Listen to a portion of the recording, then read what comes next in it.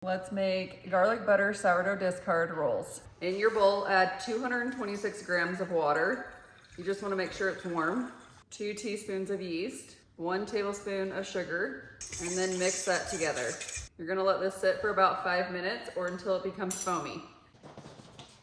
So now that it's foamy, add 1 egg, 100 grams of your sourdough discard, 400 grams of all-purpose flour, 80 grams of whole wheat flour, a teaspoon of salt, and 3 tablespoons of softened butter.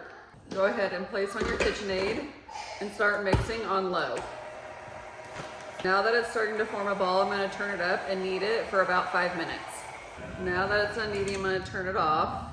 Go ahead and remove your bowl, and then get your dough out and then form it into a ball. I'm going to spray my bowl, add my dough back in, and then cover, and then let it rest for 1 to 2 hours or until it doubles in size.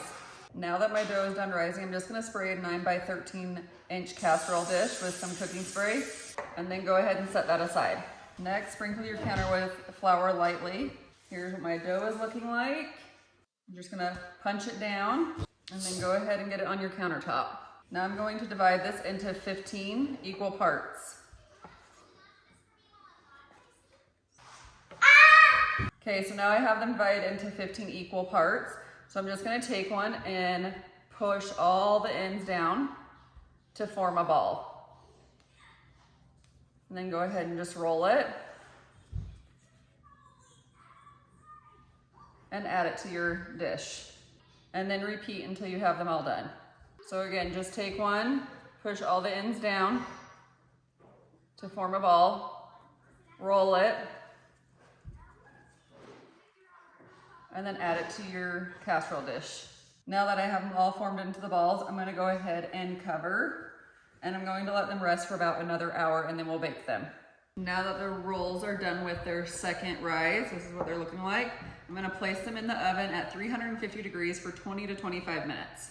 While your rolls are cooking, we're gonna go ahead and make some garlic butter. Add 1/3 cup of butter into your pot, and then let that melt. And then I'm gonna add 1 tablespoon of garlic, a little bit of salt, and then some fresh parsley. I'll go ahead and turn this off and just let it cool a little bit. Now they are all done cooking, so we're gonna add the garlic butter. Now go ahead and brush on your garlic butter. And there we go. I'll go ahead and put the full recipe in the description below, and then follow me for more recipes.